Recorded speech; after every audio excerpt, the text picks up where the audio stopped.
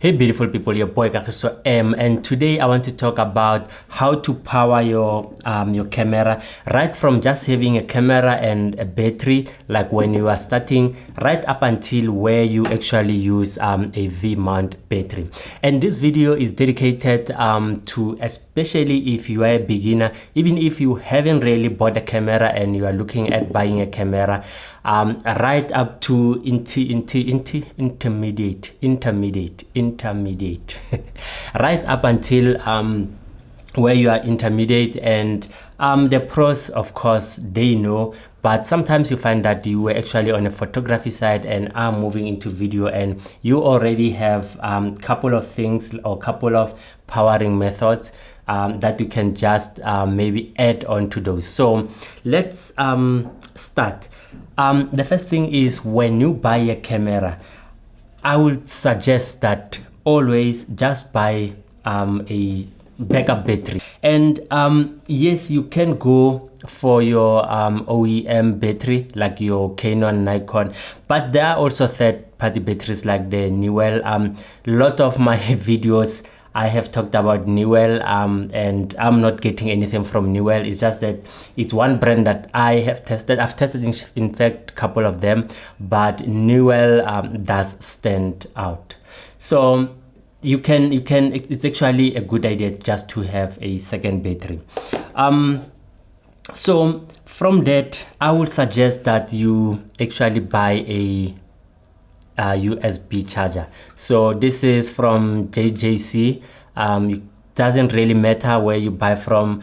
They are not as quick as your OEM battery or the battery that you'll be buying from your Nikon, Canon, but also bear in mind that most of the OEM, they actually sell you, or maybe with the camera, the charger that comes are normally not USB, and you need to plug them, and they normally are for one battery. So a good idea is to buy one of these third-party charger, which is a USB. This one is a USB-A. Things are moving to USB-C. If you can find one with USB-C, that will be great, but USB-A is still fine. There's still lots of adapters that uses USB-A. So yeah, I'll say from that was more for a beginner. The pros of just having, let's say you've been shooting for quite some time, and you're looking at buying things like a gimbal. So when you have just the camera and the battery, the whole setup becomes light. It's easy to just put it on a gimbal. The gimbal differs, and the cheaper ones will of course take lesser weight. So just having the battery and this will be quite nice. And you find that on some gimbals you might not be able to charge the battery inside your camera. So that's why having a spare is actually advisable. And I mean, this is not expensive, especially the third-party one. For the price of the OEM, you can actually get two of this, or maybe add a little bit and get two of your third-party batteries. So those are my advice and advantage. So moving away from just having the battery, I would say maybe the second thing, as you update or upgrade, this is your NPF style battery. I think Sony put this in style or made it popular, if I may say it that way. But the one that I have here is a third-party battery, and you get different sizes. This is the small one, about 2600 mAh, and then you get sort of the mid-size. The one I have here is 4600 mAh, and this is the F750. Yeah, it's the F750. Then the bigger ones, which are F970, I think there's 950 or something like that. These are the bigger ones, and the one that I have here is 8700 mAh. So it packs quite a lot. If you compare it to this battery, the EF battery, it's about 4 times this power or energy storage is about 4 times this. Of course, it depends on efficiencies, and the efficiencies will also depend on the brand that you buy. So this battery, you actually do get a adapter. You can get adapter that you can just put it on top of your cold shoe, or even if let's say on your camera you did buy a cage, because these days you get a dedicated cage for a certain camera, so you can still put that either on top or somewhere along your cage. You are able to mount it there. And the nice thing of having this, of course, will be the power that you'll be getting from this. Like I said, it's 4 times that, so you are able to shoot longer. Even though it might be an issue if now you want to put this on a gimbal, or you might have to look for an expensive gimbal where you'll be able to use an adapter like that. And having said that, you find that on other gimbals you are actually able to connect your camera from the gimbal, and the gimbal battery will actually charge your camera. So the other nice thing about this battery, if you have a couple of them, these batteries are actually used on a lot of things, like your monitors, like these monitors, you can use it on lights. There's quite a lot of things that actually uses this battery because they are quite powerful. So for your camera, it's of course getting more juice, being able to shoot longer. The downside is, especially the bigger ones, they are a bit heavier than your normal battery, but the bigger it is, it means the longer you can shoot. So that, I would say, that's the only downside that I know about this. We can talk about price, but if you really compare having to buy this and this battery, it might look expensive, but it is actually cheaper because you're getting more juice. So, and I will suggest that if you buy this, look at least the lowest you'll go is this mid-size ones. They, depending from the brand, the mAh may differ, but they are usually around 2 times the power of the smaller your OEM batteries. So we can, I think, move away from the NPF style battery, and then maybe let's move towards your power banks. So these days cameras are easily charged or ran through power banks. So depending, you get different types of power banks. For example, the one that I have here, I will put a link below for most of the stuff that I have here. I'll put a link as to where did I buy mine. So for people who are not in South Africa, I'll just put a link to say this is for example Newell whatever. I'll put a link so that you can check them. So this is a sort of a different power bank to the norm, because we are used to power banks that that you have USB-C port, let me say USB-A or USB-C ports. So this power bank does have a USB-A port and a mini or the micro, but it also have an 8.4 volt out, which is your sort of your DC type connector, something like this. So you can easily connect that, and then depending on the adapter, you can buy different adapter. So this is a DC coupler for the LPE6 batteries, which means I can actually put it on this Canon. It will be able to fit on this Canon. And then the one thing that you must look at when you put it on a battery, on a camera, there's actually a rubber here, which I hope is visible. I'm tempted to say all the cameras, but all the cameras that I have used, there's always a rubber here that you must open so that you can take out the cable and close it. And this should be able to run a camera. It says charge the battery. So there is no power. In fact, it is not that there's no power on this one. It's something, let me just discuss that. So I bought this for another camera, and it was working well. So when I bought the R6 Mark II, this couldn't work. This adapter couldn't work. So for me, it says it's actually not giving enough power to run this camera. So that is something that you must look at, maybe research it a little bit, because if I use the same coupler and I plug it say on a V-mount battery, it works.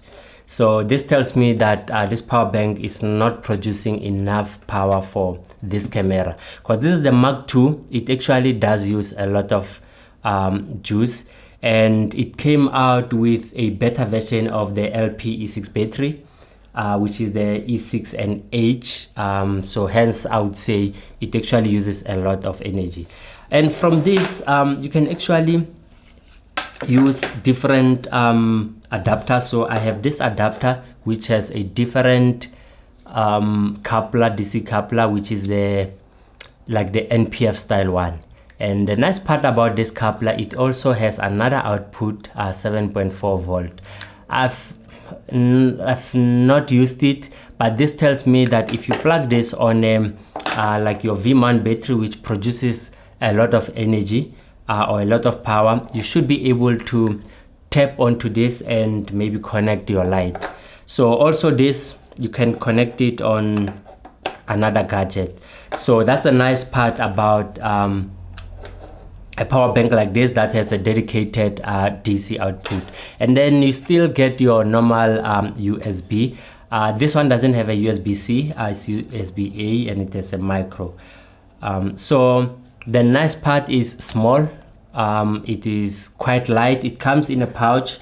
Put it in a pouch, you can actually put this on a belt. So it has sort of this hook that you can put it on the belt, and it has both the Velcro that will attach to, and you can actually also mechanically lock it. So that is the nice part. But having said that, the downside of this is that if you decide to put a coupler, a DC coupler here, and put it in the camera, should it happen that this pulls out while you are shooting, that's goodbye to your footage. Because with the battery, if the battery is finishing, the camera will actually save and then shuts off or shuts down. But with this, it's like a sudden loss of power. It's the same as if you are recording and you pull out the battery. So it could be bye-bye. It probably will be bye-bye to that footage. That is the downside to this, unless you would make sure that you actually somehow lock this. Because what I have realized also is that if the power bank is finishing and you've connected with the coupler, it will actually save and then shuts down. But if it just unplugs, goodbye to your footage. So having talked about this dedicated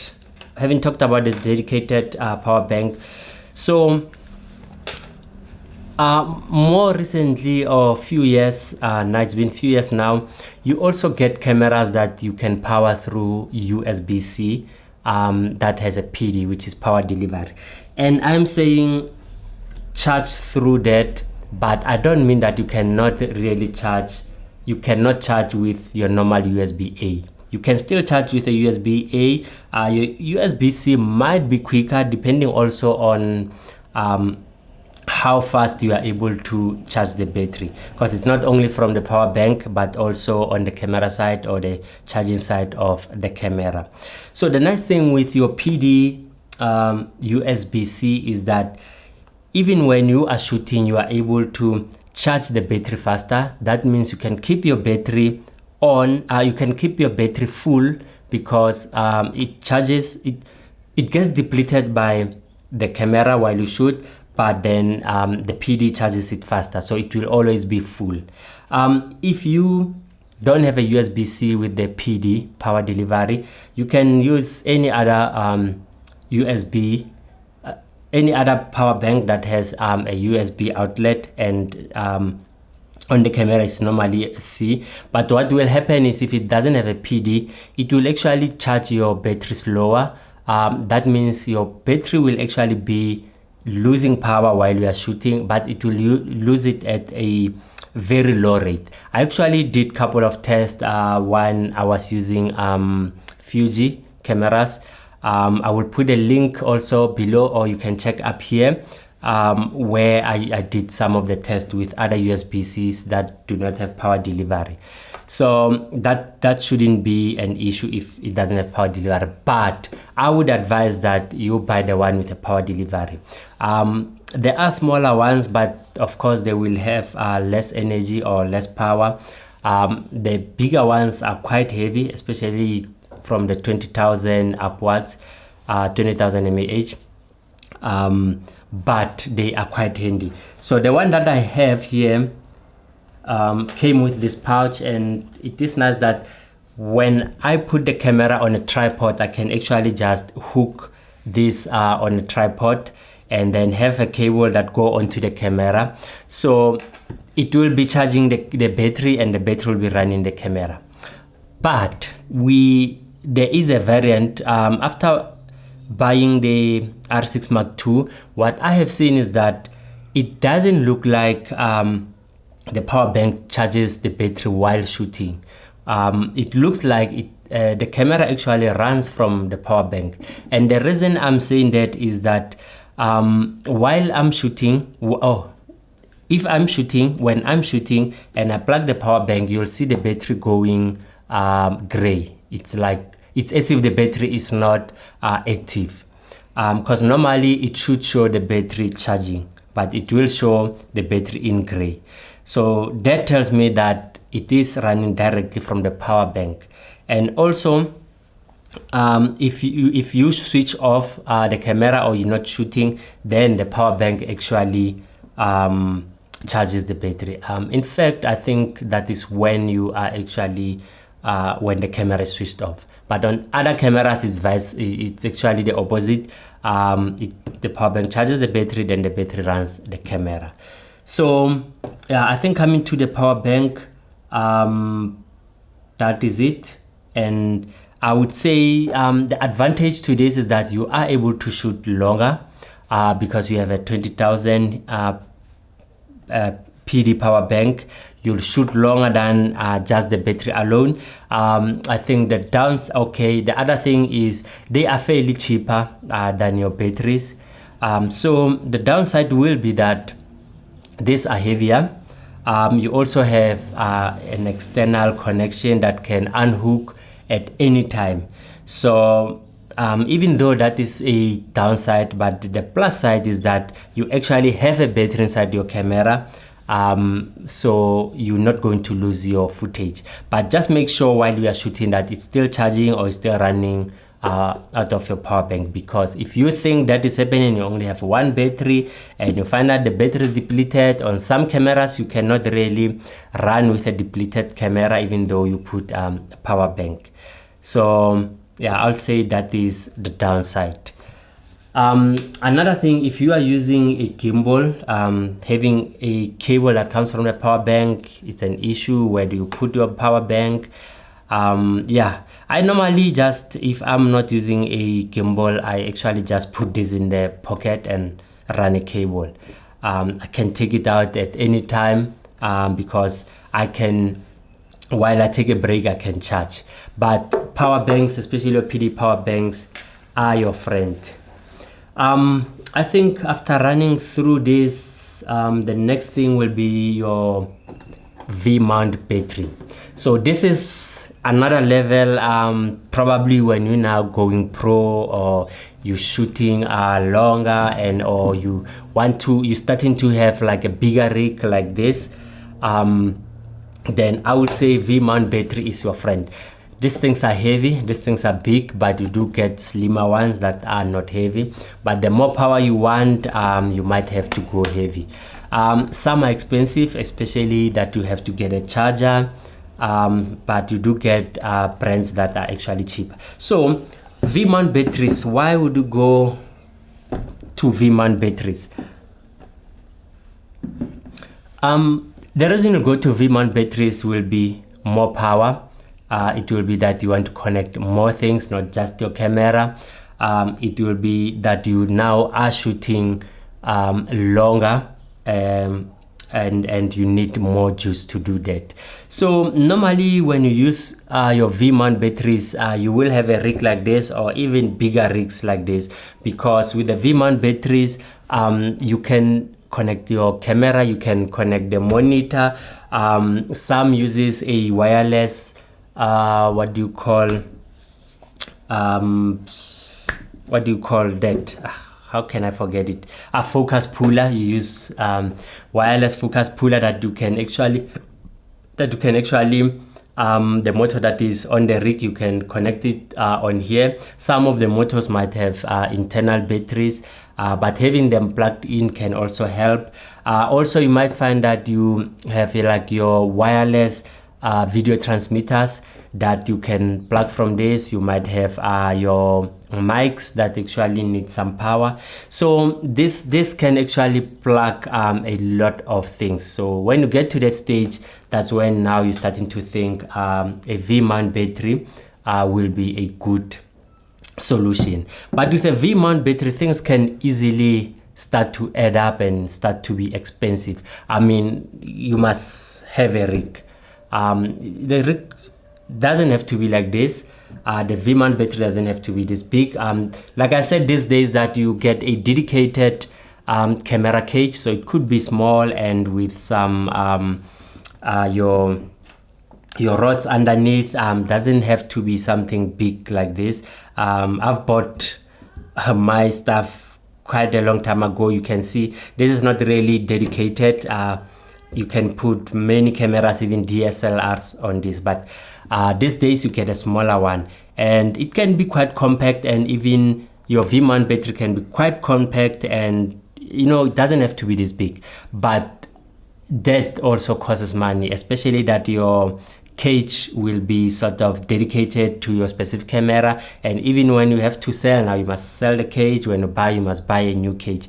But with my cage here, I can just put a lot of cameras on there. Another thing that adds on the cost of your V-mount battery is can actually detach this. It is your adapter, because some V-mount batteries doesn't come with a lot of ports. Now you need an adapter that you will put your V-mount, and then you can connect to it. For example, this one is a newer. I'll also put it underneath the link. And then this is the model PS002E, input 12 volt, 17 volt. So with this, you actually will put it on your rods upside down or upright. It's still fine. So you have your 8. I'll start from the USB. You have a USB 5 volt. You have your 8 volt and your 12 volt DC that you can actually connect your monitor. You can connect, for example, your wireless video transmitters also uses DC. You can connect them. And this one has a Type-C USB port. And the nice part with this is that it's a PD, 65 watts. And also this is in and out. That means you can use it to actually connect your camera, DSLR camera, or you can use it to charge the battery. And on the other side, you can use your D-tap to also charge. So it's for in and out. You can charge or you can discharge. And by discharge meaning you can connect another gadget here. And I don't have the plug here, but the nice thing with the D-tap is also you can get your not really coupler, but your connectors that you can use different dummy batteries depending on the camera you use. Then you can just plug on here, and you can also get a dedicated even a faster charger that you can plug for your D-tap. And your D-tap you can connect like your high power consuming gadgets on your rig, like your wireless video transmitter. And also depending on the type of cameras you are using, you might want to plug your D-tap or talking about the specific adapter that I have, you can put your 65 watt PD.